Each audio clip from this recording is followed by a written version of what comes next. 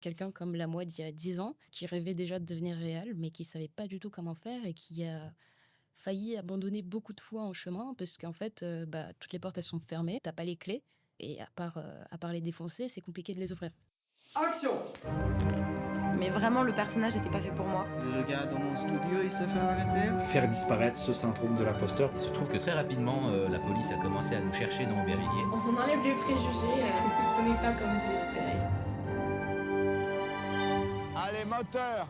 Allons-y! Moteur! Certaines personnes ont ce talent rare, celui de créer du sens là où d'autres cherchent encore leur voie. Elle a grandi en mouvement entre plusieurs pays, plusieurs langues, plusieurs cultures, et plutôt que de choisir une case, elle a préféré s'en affranchir. Dans ses vidéos comme sur ses tournages, Ilona partage, éclaire, transmet. Une image à la fois, elle décortique les rouages, tend la main à ceux qui commencent, et rappelle que dans ce métier, ce n'est pas l'école qui fait tout, mais la curiosité, la patience et la joie d'apprendre. Dans cet épisode, elle vient nous parler de cette liberté, de ses outils qui l'apprivoisent, de son regard qui cherche sans cesse à comprendre pour mieux créer. Aujourd'hui, c'est elle qui passe de l'autre côté du cadre. La version enrichie de cet épisode est dispo sur YouTube avec des images de coulisses, des extraits de ses contenus et quelques surprises en plus. Alors pense à t'abonner, à liker, à partager l'épisode et à nous suivre sur Instagram. Je suis Marion Céline et bienvenue dans Fin de tournage. Bonjour et bienvenue à tous dans ce tout nouvel épisode de Fin de tournage. Ici, on parle à tous les curieux du tournage, aux novices, aux apprentis, aux aguerris. On veut soulever le rideau sur les apparences inaccessibles. Du technicien au réalisateur, rien ne nous échappe, on ne voudrait tout de même pas en perdre une miette. Dans l'épisode d'aujourd'hui, on reçoit Ilona, réalisatrice et technicienne audiovisuelle indépendante basée à Paris. Elle se spécialise dans la réalisation des clips musicaux, de fiction et de courts-métrages. Merci beaucoup Ilona d'être là. Comment ça va ? Hello, ça va très bien, merci pour l'invitation. Avec grand plaisir. Est-ce que ça te dit de te présenter rapidement à nos auditeurs ? Bien sûr, alors je suis Ilona, comme son nom l'indique, comme tu l'as indiqué tout à l'heure, réalisatrice indépendante, donc basée sur Paris. Voilà, depuis petite, je suis passionnée par le cinéma, j'ai un peu tout testé, jusqu'à un jour me dire, mais en fait, les films, faire des films, ça réunit un peu toutes les formes d'art, tout ce que j'aime, et c'est vraiment quelque chose que j'ai envie d'explorer. En plus, travailler en équipe, c'est quelque chose qui me passionne, donc petit à petit, je me suis redirigée vers la réalisation. Commençons un peu par le commencement. Tu es passé par quelle formation ou école pour te professionnaliser, ou alors est-ce que tu es autodidacte ? Raconte-nous. Effectivement, je suis passée par une école. J'ai eu l'opportunité d'avoir accès à des cours de cinéma dès le lycée, donc avec l'option cinéma audiovisuel. On avait 4 heures par semaine. Et donc, en fait, c'est comme faire une mini-école de cinéma, mais peut-être en 3 trimestres, en 4 trimestres. 3 trimestres, pardon, l'école. Donc, tu as des cours de montage, tu apprends la théorie du cinéma, tu regardes des films pendant 2 heures, c'est génial. Et donc, c'est grâce à ça, justement, que j'ai découvert que, comme je faisais du théâtre, de la danse et j'écrivais à côté, c'est grâce à cette option CAV que j'ai découvert que le cinéma, ça réunissait tous ces aspects-là. Donc, pour avoir le bagage technique et théorique, et donc je me suis lancée dans une licence de cinéma à l'ESSEC, à Paris, qui pour moi était l'épicentre, en fait, et toujours en quelque sorte l'épicentre du cinéma en France, notamment par rapport aux offres en école de cinéma. Donc j'ai choisi une école qui s'orientait vraiment beaucoup sur la théorie dans un premier temps, puisque je trouvais que j'avais vraiment besoin d'avoir ce bagage culturel avant de me lancer dans mes propres projets. Malheureusement, à la fin de mes études, pile à la dernière année, le Covid a frappé. Résultat, donc c'était assez compliqué de trouver, de faire des projets pendant environ une année. Donc je me suis lancée un petit peu en montage. En fait, je suis passée dans une agence de brand content, ce qui n'a rien à voir en fait avec la fiction, avec le cinéma. Donc ça m'a un peu rendue folle. Je me suis dit, en fait, tu as besoin de retourner sur un plateau de tournage. Alors j'ai fait une formation courte à la SAE Institute qui m'a permis donc d'approfondir un petit peu ces connaissances techniques qui m'avaient peut-être manqué dans une école, dans une licence. Et là, donc de vraiment pouvoir mettre la main à la pâte et directement me lancer dans les tournages après. Aujourd'hui, tu dirais que c'est quoi qui t'a le plus formé ? Est-ce que c'est l'école ou alors est-ce que c'est le terrain ? Très bonne question. Forcément, je dirais que le terrain, en vrai, m'a énormément appris, beaucoup plus qu'on peut apprendre en école. Néanmoins, l'école va t'apporter une certaine structure et va aussi te permettre d'avoir accès à des connaissances que tu ne pourras pas retrouver sur le terrain, ou alors que tu vas vraiment essayer de grappiller ci et là, qui va te prendre beaucoup plus de temps à apprendre qu'en 3 années de licence, quoi, par exemple.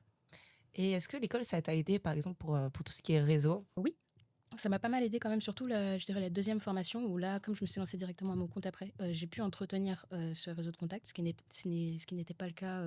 C'était assez compliqué avec le Covid, justement. On était confinés chez nous. On ne pouvait pas vraiment faire de tournage, donc certains contacts se sont un peu étiolés. Donc je dirais que c'est bien de s'en faire passer par une école pour s'en faire, mais il faut laisser les entretenir. Ton parcours, il t'a amené à vivre dans plusieurs pays avant de t'installer à Paris. Est-ce que déjà tu veux nous en parler un petit peu et est-ce que tu dirais que ça a façonné ton regard de réalisatrice? C'est une bonne question. Je pense évidemment ça m'a façonnée, d'abord en tant qu'individu et forcément dans ma vision artistique aussi, parce que je pense avoir été influencée par donc de nombreuses cultures. Comme mon père en fait était militaire, on a été amené à habiter dans plusieurs pays où on s'est installé pendant 2 à 4 années. Donc j'avais un peu des shots de certaines cultures différentes qui étaient radicalement différentes, même entre la France, le Maroc, le Brésil, l'île de Réunion aussi. D'ailleurs, à La Réunion, il y a déjà un mélange de cultures. Donc, en fait, j'ai toujours baigné dedans depuis petite. Et c'est ça que j'essaye de retrouver dans le travail que je fais, quoi. Est-ce que tu bosses plutôt toute seule ou alors en équipe? Je pense que seul, on va plus loin quand même. Pardon, seul. En équipe. En équipe, on va plus loin. Seul, c'est important de se faire soi-même en tant qu'individu. Néanmoins, forcément, déjà pour un tournage, on a besoin, au fur et à mesure que les projets deviennent de plus en plus ambitieux, on a besoin de s'entourer de personnes de confiance. Mais c'est bien, je trouve, dans un premier temps, de faire ses premiers projets seul, de s'essayer à la vidéo dans un premier temps, et puis après, petit à petit, d'agrandir ses équipes. Justement, quel conseil tu donnerais à quelqu'un qui a envie de se lancer d'abord tout seul? Un Pas seul évident. conseil? Ouais, C'est pas évident cette question. Euh, En vrai, d'oser, même si ce que tu vas faire au début, ça va pas forcément être bien, hein, tu vas peut-être même pas forcément le diffuser, mais au moins tu l'auras fait, tu auras gagné de l'expérience. Et après, plus tard, justement, tu vas pouvoir t'améliorer, tu vas pouvoir voir là où peut-être justement tu as besoin d'être accompagné, soit à la technique, soit dans l'organisation, et tu pourras petit à petit savoir de qui tu auras besoin pour t'entourer dans tes tournages, plutôt que de te lancer directement dans un cours avec, je sais pas, 10 personnes, mais tu sauras pas les diriger. Merci pour nos auditeurs. Avec plaisir. Salut Ilona, moi je voulais plus te parler de tes inspirations, d'autres artistes, d'autres créatifs. Est-ce que du coup il y a le travail d'un ou d'une réalisatrice ou réalisateur que tu apprécies tout particulièrement, qui t'inspire ou même qui t'inspire pas mais qui t'a marqué? Fin de la question, j'ai oublié de... J'aime bien puiser dans différentes inspirations. En fait, je dirais pas que j'aime la filmographie complète d'un ou d'une réalisatrice. J'aime beaucoup ce que peut faire Scorsese ou encore Tarantino, Brian De Palma, Fincher aussi. Donc on est quand même beaucoup dans les thrillers, dans les films assez durs. Mm. Et c'est quelque chose que j'essaye d'insuffler aussi dans mes propres projets, parce que je trouve que c'est là que les véritables émotions se révèlent. Ouais, ça se ressent, je trouve, Merci. dans ton travail. Et du coup tu m'as cité des réals. Est-ce que tu as un top 3 films? C'est un peu dur comme question. Ouais. C'est Ou très dur. tu peux aussi faire un top 3 séries si tu trouves ça plus simple. Je pense que je vais partir sur les films quand même. Ouais. Les films, donc on aurait Seven, bien Ah évidemment. ouais. Seven, Casino, c'est un classique aussi. Mhm. Et en troisième De Scorsese, du coup. de Seven, Scorsese, c'est de ça. Fincher. Fincher, ok. Fincher. Et en troisième film, je partirais sur franchement un petit Tim Burton, un petit L'étrange Noël de Mr. Jack. Ok. Pour le petit côté, c'est toujours aussi dark, mais c'est plus merveilleux, c'est plus léger peut-être. Ouais, Ça veut pas dire que c'est moins sérieux. C'est un cinéma vachement identifiable aussi, en général, Tim Burton. Quoi. Ouais, C'est exactement. ouais, Il a sa patte, Ouais, ça me c'est ça. fascine. un petit peu en off, on parlait de Wes Anderson. Je trouve aussi que c'est des cinémas vachement identifiables et tout.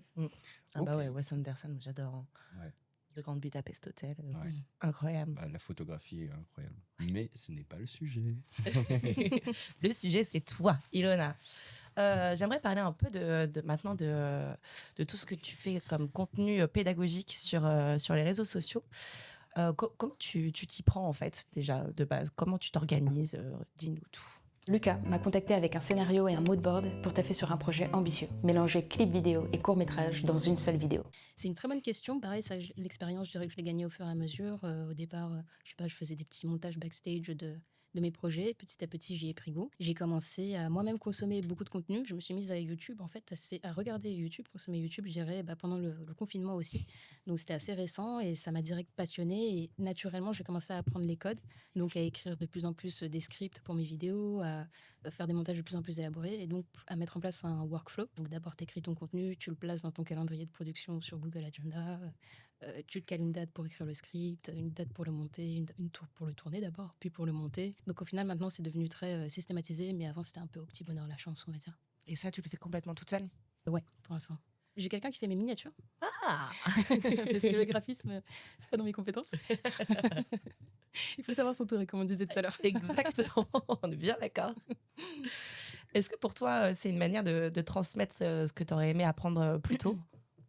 Exactement, oui. Ouais. Ouais, je fais totalement ça pour quelqu'un comme la moi d'il y a 10 ans, qui rêvait déjà de devenir réel, mais qui savait pas du tout comment faire et qui a failli abandonner beaucoup de fois en chemin parce qu'en fait, toutes les portes, elles sont fermées, t'as pas les clés et à part les défoncer, c'est compliqué de les ouvrir. Donc déjà, je me suis dit: «OK, tu vas défoncer les portes», déjà pour commencer, hein, faut oser J'aime beaucoup et le phrasé.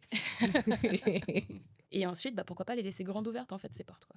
Donc donner des clés aux générations futures, enfin, la génération, j'en fais partie aussi, hein, mais enfin, justement, ensemble, on est plus fort, quoi. Donc go, ensemble, défoncer ces portes, les tenir ouvertes pour les autres, parce que ça suffit que le milieu, il soit aussi fermé, quoi. Carrément. Merci beaucoup pour tout le monde. Merci pour nous aussi. On apprend de tes vidéos. On apprend tout Trop le temps bien. de toute manière C'est clair. dans ce métier. Ouais, ouais. Comment tu fais en fait, du coup, pour coïncider ton rôle de contenu, de créatrice de contenu, excuse-moi, pour les réseaux sociaux avec ton métier de réalisatrice et technicienne? Alors effectivement, le fait d'avoir systématisé du coup la création de contenu et même mon travail sur les tournages en tant que réal et chargé de prod aussi, ça aide. Donc l'agenda, j'ai mes semaines bien séparées, on va dire. C'est vrai que ça prend beaucoup de temps. Mais dans l'idée, c'est réal d'abord. Ok. Je suis réal d'abord et je te partage mon point de vue. Et du coup, je suis une réal qui crée du contenu. Je suis pas une créatrice de contenu qui réalise des trucs. C'est pas la même chose. Ouais, je comprends la nuance. Comment tu trouves tes clients? Comment tu trouves tes projets? On a envie de tout savoir. Alors les réseaux justement m'aident beaucoup. Le fait de parler de mon travail, de le montrer aussi, ça va intéresser des gens qui vont peut-être pas me recontacter tout de suite, mais plusieurs mois après avoir appris des choses, tout de suite ça va leur inspirer de la confiance. Ils vont se dire ok, si j'ai un clip à tourner, c'est avec elle que j'ai envie de le faire parce qu'elle m'a appris à faire tel truc, puisque je vois comment elle fait ses projets, etc. Donc c'est surtout grâce au réseau, grâce à la prospection aussi et de la publicité. D'accord. Tu parlais justement de clips musicaux. Je suis désolée si j'écorche le nom. Tu as réalisé des clips pour Mr. J. Sax, c'est ça. Leica. Yes. Tu vois, j'y suis arrivée. Oui, c'est vrai. On en parlait avant.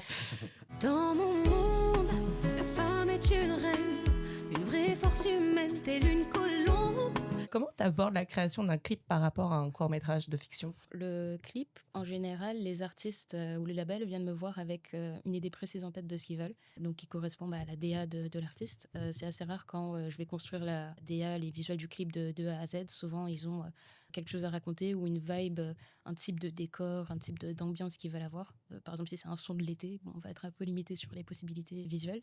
Mais j'essaye toujours du coup d'insuffler ce côté cinématographique au clip. Donc on prend le scénario de base des artistes et je vais leur faire des propositions, ok, peut-être qu'on pourrait appuyer sur cette scène-là ou alors juste garder uniquement cette scène dans le scénario que tu as fait et construire à partir de ça quelque chose ensemble. Super intéressant. Tu dis vouloir mettre en lumière les différences humaines avec ton travail. Comment ça se traduit dans ta manière d'écrire ou de mettre en scène? C'est une très bonne question. Merci. Comment ça se traduit? En essayant d'être hyper personnel. Quand on est personnel, quand on parle de soi, quand on parle à soi, on parle aux autres aussi. Donc essayer soit de s'éloigner des clichés, soit au contraire de foncer dedans, parce que dans les stéréotypes, des fois, il y a du vrai. C'est pas pour rien que c'est des stéréotypes au final. Je suis bien d'accord. Et essayer d'explorer plus profondément en fait que juste l'aspect, enfin pas de s'arrêter à la surface, quoi. Par exemple, dans le travail que j'ai fait sur un court-métrage qui s'appelle Lou, qui est en cours de mixage, j'ai repris la post-prod après à peu près 1 an. Ah ouais. Ça raconte donc le quotidien d'une jeune femme qui cherche à avorter et qui en fait n'arrive pas à faire face à cette réalité, est poussée dans ses retranchements. En fait, au lieu de juste en faire un spot publicitaire, un truc de prévention, on a décidé avec l'actrice de montrer de A à Z pendant toute la durée de l'avortement, de la fausse couche, du coup, comment ça se passe. Et donc de filmer chacune des expressions et de pas couper, quoi. Bon, là, pour le coup, on a essayé de choquer, de heurter pour montrer véritablement ce que c'est. On a essayé d'éviter effectivement de partir dans le spot publicitaire, quoi. Je me suis un petit peu éloignée, désolée. Non, mais je t'en prie, c'est très très intéressant, au Tu as contraire. parlé du coup de ton premier cours. Oui. Du coup, le deuxième, si je ne m'abuse, c'est celui que tu as fait pour le Nikon Film Festival du coup, de 2023-2024 avec le thème imposé qui était le feu. Et du coup, tu as choisi de réaliser un film qui s'appelle Le Feu Follet et qui traite de l'addiction aux drogues. Alors, je l'ai regardé et je n'ai pas complètement saisi, je ne suis pas sûr d'avoir saisi la métaphore du feu follet avec l'addiction. Je me suis demandé est-ce que c'est parce que dans certaines cultures, il y a différentes significations pour le feu follet, qui est très métaphorique, qui peut vouloir dire plein de choses, ou est-ce que c'est un petit peu un reflet de l'âme, et du coup qui fait partie de nous, avec laquelle il faut vivre un petit peu comme l'addiction.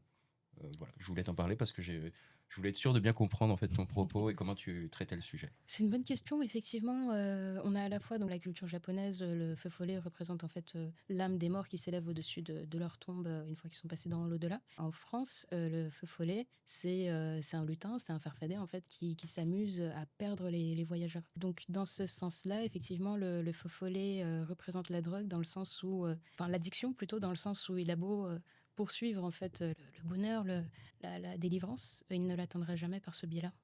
Ok, bah, c'est super intéressant. Je ne savais pas qu'il y avait un farfadet. Du coup, Oui, c'est ça. Enfin, c'est un lutin, un Ouais, ouais, je farfadet, ne c'est un savais peu pas les du mêmes. tout. Donc, dans la culture française, c'était. Ouais, chez les ça. Bretons. Ah ouais. Enfin, c'est les Celtes, du coup. Ouais, ok. Et du coup, genre, en termes de réalisation, il y avait des partis pris notamment sur les scènes un petit peu qui évoquent des shoots. Est-ce que du coup, bah, moi ça m'a évoqué un film super connu. Il y a Oui. des petites inspi dans Requiem for a Oui, Dream. oui, exactement. Ouais. Ok. Ouais, Aronofsky, je trouve je trouve ces films extrêmement prenants dans l'aspect psychologique et explore effectivement la noirceur de l'âme humaine. Dans Black Swan aussi, c'est plus quand tu vois petite, tu es scotché et au final, enfin c'est un homme, il a quand même réussi à raconter ce que nous les femmes on vit quoi. Au final, c'est assez, enfin, une des choses qu'on vit, c'est assez fort, justement universel quoi. Tu t'occupes de la lumière sur certains projets, tu en réalises d'autres, tu cadres, tu montes. Est-ce que tu joues?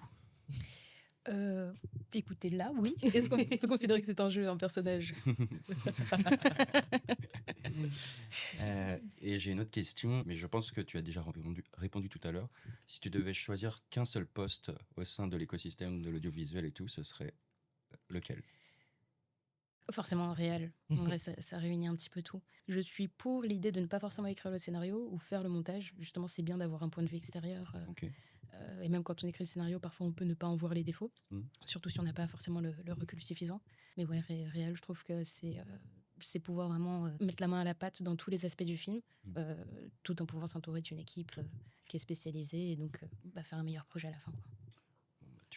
Tu as répondu à la question d'après, puisque je voulais te demander, avec cette polyvalence de poste, au final, est-ce que ça te permettait de mieux dialoguer avec les équipes techniques, de te faire comprendre aussi, d'exprimer un besoin, une envie, une direction artistique? Totalement, oui, totalement. Oui, j'ai vraiment senti la différence entre typiquement mes réalisations étudiantes, qui d'ailleurs ne sont pas diffusées sur Internet, et les projets que j'ai fait après, du coup, après le Covid, après avoir gagné en expérience en tournage, dans le sens où on se comprenait en fait avec l'équipe, et ça, mine de rien, ça veut dire que tu peux leur indiquer plus clairement, comme tu as dit, ce que tu recherches, et aussi que eux, ils savent qu'ils ont ta confiance pour pouvoir explorer encore plus loin leurs idées. Je suis complètement passée du coq à l'âne, je suis désolée. Mais tu as réussi à faire financer ta chaîne YouTube. Félicitations. Franchement, c'est incroyable. J'ai besoin de conseils aussi.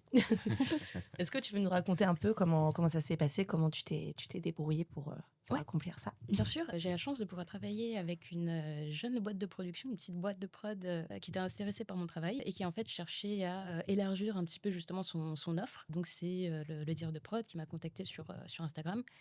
Et là, je lui ai dit, ça tombe bien, moi j'ai un projet à te pitcher. Écoute, ça sort un petit peu du cadre de la fiction ou de la publicité, enfin fausse publicité qu'on fait souvent aussi pour se faire un portfolio. Mais voilà, j'ai envie de lancer des concepts assez spéciaux sur YouTube, de faire ce qui se fait en ce moment, en fait, d'amener les standards de l'industrie audiovisuelle dans des formats purement pour le web et gratuits aussi. Et ça pourra nous servir à la fois donc, pour l'objectif de la chaîne, donc de faire la pédagogie sur le milieu du cinéma et de nous ouvrir un petit peu plus les portes, mais aussi nous, de pouvoir gagner en expérience pour pouvoir proposer ça en prestation après à d'autres équipes. Donc là, dans ce sens-là, à la fois moitié stratégique et moitié forcément humain aussi, puisque c'est ça, il te faut un drive pour être motivé par ce que tu fais et pouvoir le refaire, parce qu'on a prévu de faire une vidéo par mois sortie avec la boîte de production pendant 1 an, après aller chercher des financements pour pouvoir petit à petit faire plus ambitieux. Génial, trop bien. Est-ce que tu aurais un tournage marquant à nous partager, une anecdote un peu folle, une galère, quelque chose? Fais plaisir à nos auditeurs. Un truc qui arrive souvent, c'est de devoir changer de lieu. Bon, ça, faites ce que je dis, pas ce que je fais, c'est pas très bien. J'ai fait une vidéo sur les autorisations de tournage, mais bon, ça arrive à tout le monde de tourner sans autorisation, c'est pas très bien. Mais résultat, tu peux te faire virer. Donc quand c'est pas par la sécu d'un mall dans lequel on voulait tourner, enfin dans le parking du mall, on se fait virer par la sécu, on va dans la cité à côté, on se fait virer par les gars de la cité. Évidemment. Ça peut pas. Bon, on a changé d'arrondissement carrément, on allait tourner dans une autre banlieue parce que ça commençait à être un peu galère. Les aléas des tournages, ça arrive assez souvent. est-ce que tu te considères plus comme une artiste ou comme une technicienne? Ça dépend des jours.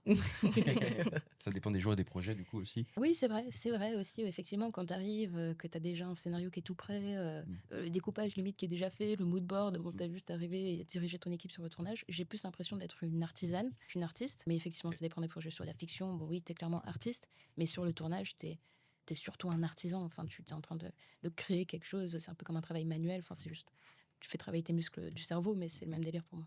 Qu'en est-il de ton engagement?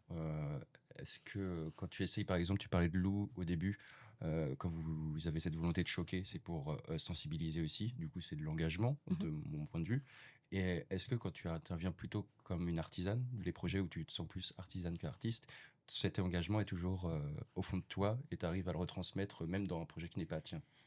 Oui, c'est vrai, complètement. Je pense qu'on vient me voir aussi pour faire ce type de projet parce qu'on sent mon engagement. Précédemment, j'ai pu faire un projet pour le Jour des droits des femmes, où le but était de montrer une diversité de femmes, une diversité de parcours et que leur joie, que leur force était la même. Donc là, le scénario était tout prêt, j'avais juste à diriger l'équipe et justement, c'était un moment extraordinaire. Enfin, j'en avais la chair de poule. Et là, sur un prochain projet, c'est également pour défendre donc les femmes, les droits des femmes. En l'occurrence, ça concerne donc une victime de violence qui, dans son art, cherche à exprimer une résilience par rapport à ça et montrer qu'on peut en guérir, qu'on peut s'en sortir.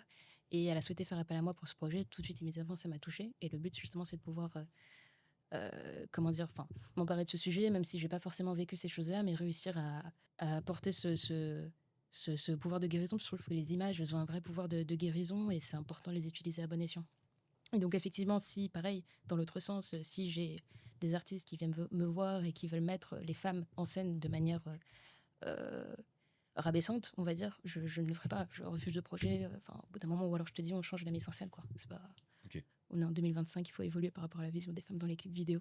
Ouais, grave. Je suis bien d'accord, parce que du coup, je trouve qu'il y a encore malheureusement beaucoup trop de clichés autour des femmes dans ce milieu. Ouais. D'ailleurs, on a dédié tout un épisode sur fin de tournage sur la place des femmes dans le milieu créatif. Très bon épisode d'ailleurs, allez le voir. Merci beaucoup, j'ai adoré le faire et cet épisode est très cher à mon cœur. Ça, c'est un short, hein, ça va sortir. Toi, tu te sens comment en tant que femme dans ce milieu? Quand j'étais en études, c'était assez compliqué, surtout qu'on était avant l'ère MeToo. Et mine de rien, il y a eu un vrai changement, j'ai l'impression, dans l'expérience notamment des étudiantes en cinéma post-MeToo. Dans le sens où avant MeToo, là, les stéréotypes, ils étaient ancrés, quoi. Les nanas, elles touchaient pas le matos, on était script ou régisseuse.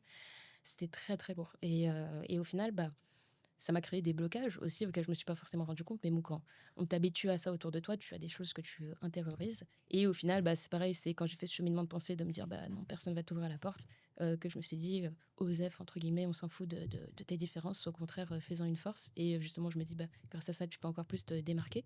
Même si, oui, tu dois te donner plus que les autres, faire 200% quand d'autres font 100%, ça payera. Ça payera. Où est-ce que tu aimerais emmener ton travail dans les prochaines années? Plus de fiction, de long, de transmission? Bonne question. Très, très bonne question. Effectivement, j'aimerais faire plus de fiction. Là, en ce moment, je suis en train de travailler sur un scénario que j'aimerais finir pour cette année, pour lancer la production en 2026. Ça serait pas mal. Et effectivement, continuer sur cette voie-là, donc me faire une sorte de kit de court-métrage à la fois déjà produit et des scénarios que je pourrais présenter à des prods pour petit à petit évoluer vers le long-métrage, effectivement. Quel conseil tu donnerais à une personne qui veut se lancer dans la réal, surtout une femme? Ce serait d'agir, même si tu as des doutes, concrètement. Même comme je le disais au début, même si tu penses que ce que tu fais c'est mauvais, et ça se trouve ce sera mauvais, c'est ok, tu vois, tout le monde fait du mauvais travail, puis il faut bien commencer quelque part.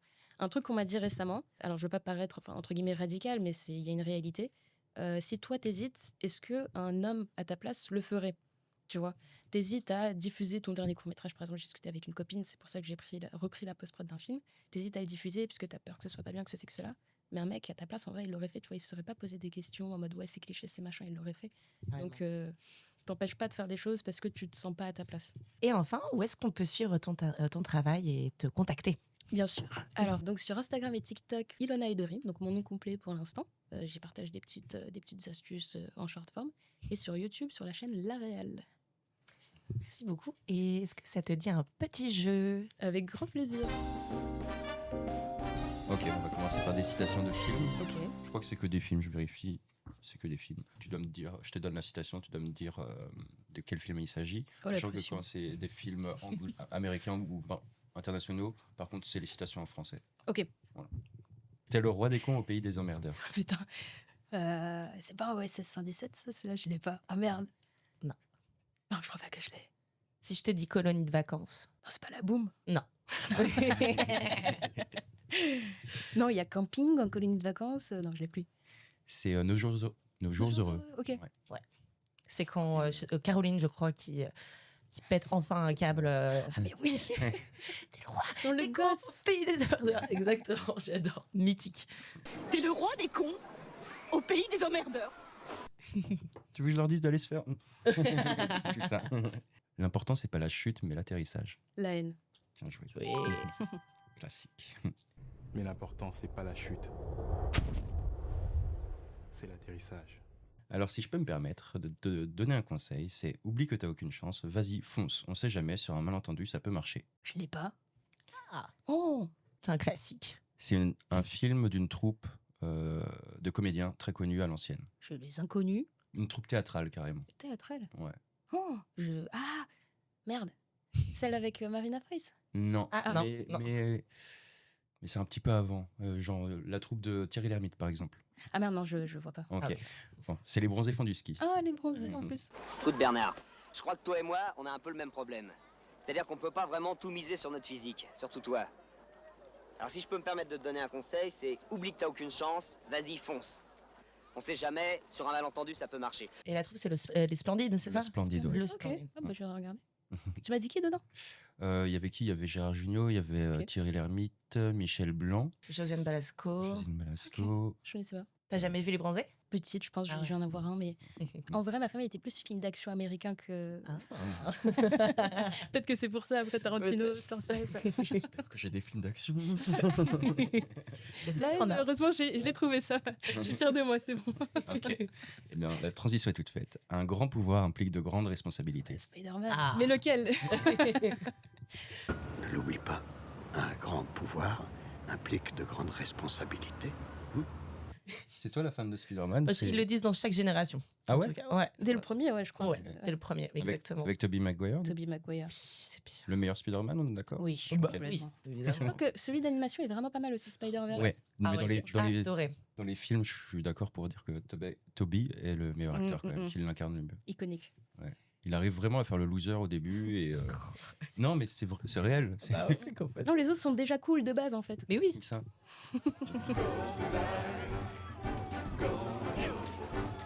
On va passer du coup sur un blind test. Cool. Donc, je vais lancer des. Ça peut être une création originale pour le film, donc une bande originale, ou juste une musique qui a été utilisée pour le film. D'accord. On va commencer par ça.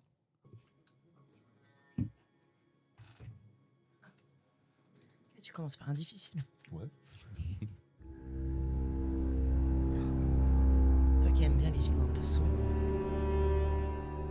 Non, j'allais dire, on aurait dit le début de l'Odyssée de l'espace au début, mais je crois pas. C'est super dur celui-là. D'accord. Il y a juste l'affiche du film sur le téléphone. J'ai pas vu, je vous rassure. Non, ça me fait penser à le film de samouraï, là, avec, comment il s'appelle Keanu Reeves, non, c'est pas ça. Est-ce que tu Pas veux ça. qu'on te le fasse deviner avec des infos sur le film, par exemple? Why not? C'est un film sur un anti-héros. Sur un anti-héros, ok. Il aime bien se maquiller, on va dire. Ouais, il aime bien le maquillage, ouais. Ouais. Quelle époque? C'est assez récent quand même. Contemporain? Le Ouais, film est c'est- récent, mais c'est une œuvre en fait qui a été traitée dans des comics, qui a été traitée dans des Joker. dessins animés. Oui, Je voulais Joker. pas dire le mot comics. Bravo. Bravo, tu as trouvé en 1 minute 49. Bon, on peut mieux faire. Moi, j'ai commencé volontairement par un difficile. Ah oui, il était dur. Ouais, il était super dur. Je pense que j'aurais même pas trouvé. Ok. Tu sais de quelle scène c'est la musique d'ailleurs, celle-là? Ah, c'est une Je la bonne resitue question. pas dans le film. Moi non plus. Peut-être l'intro ou un truc comme ça. Bah, j'allais dire ça, mais j'ai pas envie de l'affirmer parce que j'en suis pas du tout sûr. Et tu m'as posé une colle, et c'est moi qui pose les questions. Good cop, bad cop. Ok. On enchaîne avec un peu plus facile, je pense.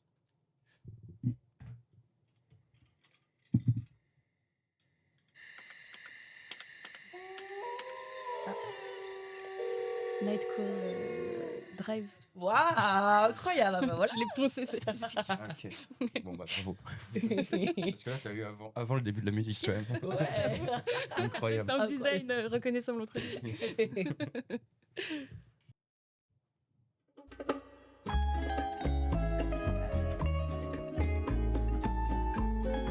Pulp Fiction ou Kill Bill? Je sais plus lequel. Non, c'est pas ça.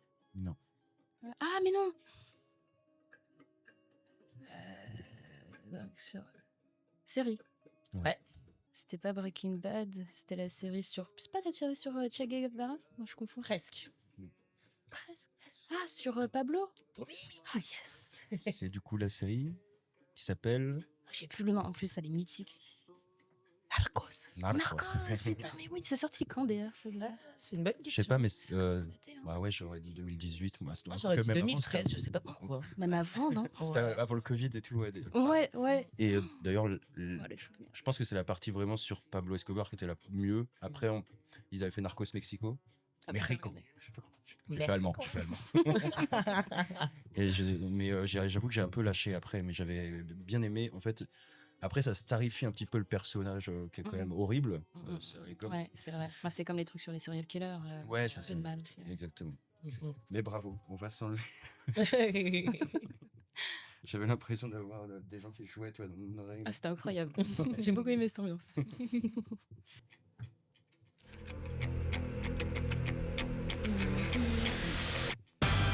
Ah, c'est ça.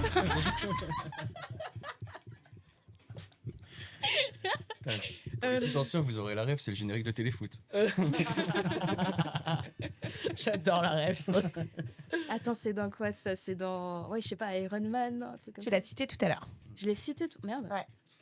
En plus, je suis désolé, mais j'ai même pas vraiment la rêve parce que c'est pas un cinéma que j'apprécie tout particulièrement, le film. Moi, j'adore. Et toi, t'as cité le réal et t'as cité le film depuis le début de l'interview. Dans un Pulp Fiction ou un. Prêt. Kill Bill? Ah, il est dans Kill Bill, c'est vrai, putain, mais ouais. Putain, j'avais pas capté que c'était cette musique.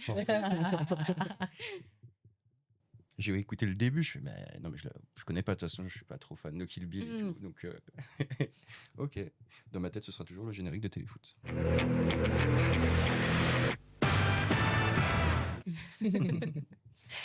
Alors, difficile. Je l'ai peut-être pas. C'est récent. Et c'est série. C'est une série. C'est bon en tout cas. En série récente que j'ai pas vue, il y a Sévérance, j'imagine que c'est pas Non, ça. c'est pas ça. Okay. La 3e saison vient de sortir. Bah, il y a Last of Us, non, une saison vient de sortir, mais c'est la 2, je crois. Ah, si, ça. je sais pas du tout alors. C'est Vas-y, Marion. The White Lotus. Ah, génial. C'est bien alors? Ah ouais, c'est trop bien. bien. Ok. Ouais, j'ai beaucoup aimé. Ok, du coup, je vais juste envoyer la dernière. Ok. Ça marche. Allez, 3, 2, 1, c'est parti.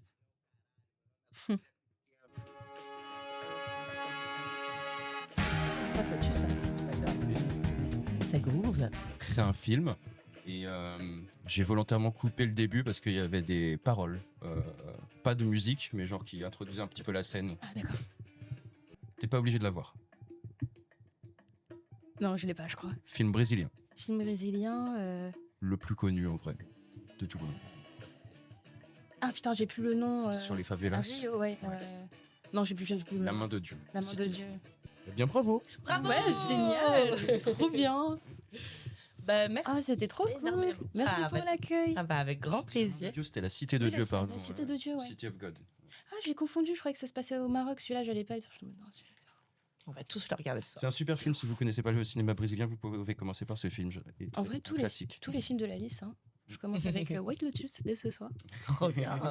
Trop bien. Merci énormément, beaucoup. Ilona. Avec grand plaisir. Merci Alex, merci Charles, merci Victorien. Merci Marion et n'hésitez pas à aller vous abonner à la fois à Fin de Tournage et au travail d'Ilona. Tout à fait. En réseau. Exactement. Et merci à vous, chers auditeurs, pour votre écoute. Et c'est une fin de tournage.